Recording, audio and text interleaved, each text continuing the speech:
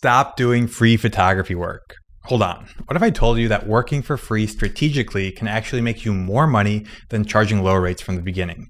Most photographers get this completely wrong. They either do endless free shoots hoping to build their portfolio, or they undercharge and get stuck with nightmare clients. But there is a better way. After building my own six-figure photography business and helping hundreds of photographers through my education company, Creative Biz Launch, I've discovered something shocking. Most photographers are doing free work completely wrong. They either do endless free shoots hoping to get exposure, or they jump straight to charging low rates and they get stuck with nightmare clients. But there's a smarter way. I'm going to show you exactly how to use free work strategically to skip the budget client phase entirely and go straight to charging $2,000 plus for premium packages. In this video, I'll show you the hidden value of free work that no one talks about. I'll show you why budget clients are actually more work than premium ones, and I'll teach you my strategic framework for using free work to land high-ticket clients. And by the end of this video, you'll know exactly how to use free work to position yourself as a premium service provider from day one. If you haven't worked with clients in the past, there are a few things that we actually have to overcome to land clients. Number one, no one trusts us because we don't have testimonials on our website. There's no proof that we've actually worked with clients. Number two, no one trusts us because we lack client work and client projects on our website.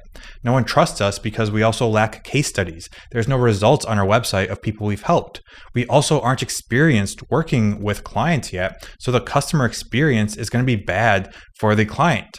And surprisingly, people are going to turn down free work, which is kind of crazy when it first happened to me, but that means that there is a cost associated in working with us that isn't monetary. So let's start by talking about the hidden value of free work.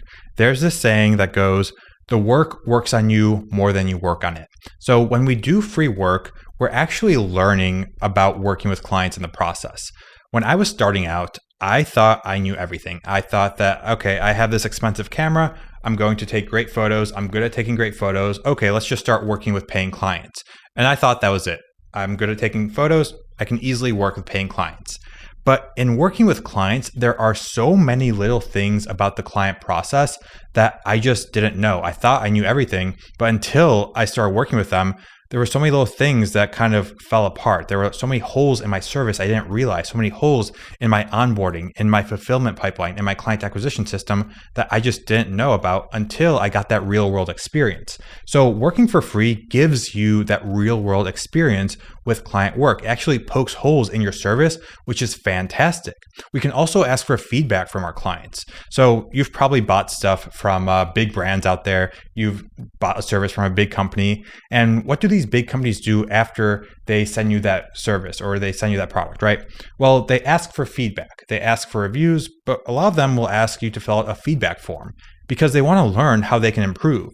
So if the biggest companies in the world, the best companies at what they're doing are asking for feedback, what does that say about beginner photographers and videographers asking for feedback? Well, that means we should be asking for feedback as well. If we're just starting out, even if we're more established, we should be continuously asking for feedback on how we can improve from our clients, because our clients are going to be the ones that tell us, okay, I wanted you to do this and this instead of this. This process wasn't super streamlined. I wish I got my assets faster, right? They're going to tell you feedback on what you can improve. And by working for free, the stakes are going to be super, super low here. And no one really talks about this around free work. No one really talks about how you'll grow as a business owner, how you're going to grow as a photographer, because you're getting valuable feedback from your clients when the stakes are low. So maybe you're nervous about starting to work with clients, and that's completely normal. Well, if you're charging right off the bat, you're going to be even more nervous because now money changed hands. So there's this weird expectation of everything being perfect, and if everything isn't perfect, the client's going to be mad at you, right? And you get in your head. But if you do free work, it's a lot more calm. There's no money that traded hands. The stakes are a lot lower. So it's okay if you don't have the perfect process yet. It's okay if you don't have the perfect systems in place. It's okay if you don't have these things, because you're going to learn through the process what you need and what you don't need. So as you're learning, you can take notes and you can implement these things into your business, into your client pipeline, into your sales process, right? Into your fulfillment process, into your offboarding process, onto your onboarding process, right? All these little things you can add into your business, and you're learning these while stakes are low, while you're doing free projects, so that you have the best possible service when you decide to charge for your work here. So the hidden value of free work is that it teaches you so much about business that you didn't know before. At least that's what was true for me, and that's been true for countless of my members inside my education company. They come back to me and say like, Chris, I'm so happy that you teach the free work process because I found all these little holes in my service. I plugged these holes and now my client experience is great and clients stay around for much longer. That's the thing with customer experience. If you have a really good customer experience, clients are going to stay around for much longer. So you may land a client for one project, but if your customer experience is bad, they're going to leave after that. Versus if you have a really good customer experience and provide results, well, they may stay for 10 projects. They may stay for a full year, right? And that's great for you simply because you decide to focus on that customer experience. All right, so let's talk about point number 2 here. And this is the budget client trap. A lot of people say, okay, I just bought this expensive camera. I deserve to charge a lot more. I deserve to charge $100, $200, $500 per photo shoot, right? I'll start charging low rates and then I'll work myself up to higher rates from there. And this is a trap for a few reasons, and I will tell you why. When we start with charging super low rates, we attract clients that pay super low rates. So these clients tend to be hard to work with. It's not true across the boards. Like there are budget clients that are great to work with, but there are a lot of clients that are nightmare clients in this budget category. I've experienced this firsthand. A lot of my members inside of Creative Biz Launch have experienced the same thing. So we try and avoid these low budget clients as much as possible. But if you do go down this budget client rabbit hole, this trap, let me paint a picture for what will happen. Let's say you start charging $250 for 10 product photos, like $25 a photo. That's pretty cheap. So you present this cheap offer, you land a client, and they seem really excited to work with you, and you start the project and they start micromanaging you. They're like, okay, well, why was that bottle not moved an inch that way, right? They start getting into your process, right? And no one wants to be micromanaged like this, but budget clients are going to micromanage you because they don't trust you. They know that you're new, so they think they have to micromanage you. And you're not charging high rates, so they assume that you're an amateur, so they think they have to micromanage everything because you're not charging high rates. And this is not fun for the creative. For the photographer, this sucks because we start to resent these clients, we start to not enjoy the process, and we don't want to keep building our businesses. And that's a terrible thing. Versus the free route, well, when money didn't change hands, and if someone starts micromanaging you, well, you can just cut the project off right then and there. Nothing has changed hands here. You're doing them a favor, so you're in control here.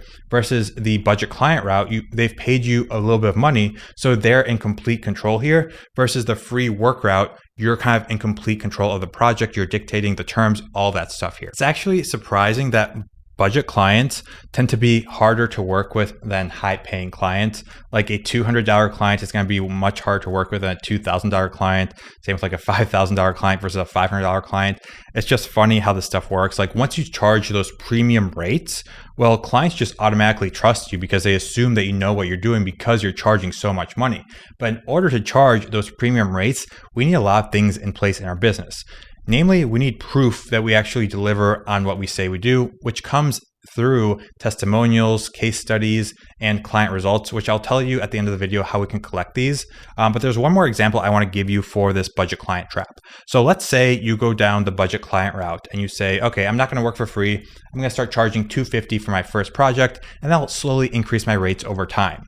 Well, you start working with these low budget clients, and they don't really enjoy the process because they think that they have to micromanage you, and you don't get a good testimonial from this or a good case study because of this weird relationship that exists. So you're not even getting good testimonials or results from the clients because you're charging so little. And this makes it even harder to land those high ticket clients. Versus the free route, while you're working for free, you're delivering great work, they're not paying anything from it. So yeah, they're going to give you a great testimonial. If you get them results, they're going to give you a good case study too. And you can use these testimonials and case studies to land those higher ticket clients. So in scenario A of someone who's charging $250 to start and slowly raising their rates up to $1,000 or $2,000 per project, they're going to be raising their rates slowly over a very long period of time and going through all these clients that they just don't enjoy working with. Versus someone that worked for free for, let's say, 5 projects, they got the free work out of the way, and then they could skip all those low budget clients and start charging $2,000 plus right away because they followed this process. So while the low budget person may have earned a bit of money at the start, the person who worked for free and then charged a lot of money quickly, well, within a few months, they're going to quickly surpass the income of that low budget photographer. And this is why it really just makes sense to work for free. Like, there isn't a good argument that I've heard of that someone shouldn't work for free when they're starting out in a niche. Okay, so let's say you're on board, you're like, Chris, I want to work for free. How do I actually go about this the right way? Let me tell you. The first step of all this is to identify what your goal is. If you're watching this video, I'm guessing you're starting out in a niche. Maybe you've been photographing stuff for a very long time, but you're new to a niche. Maybe you're completely new to photography and you're just getting started with this. Whatever the case is, we have to identify our goal, and that usually is to build our credibility as photographers. When we're starting in a new niche, we don't really have any credibility other than our portfolio. There's no one telling people that, hey, Chris does what he says he does. Chris takes great photos. I loved working with Chris, right? We need to collect those testimonials. So our goal of the free projects is going to be a few things. It's going to be to collect testimonials in exchange for free work. We're going to also ideally collect some case studies in exchange for that free work.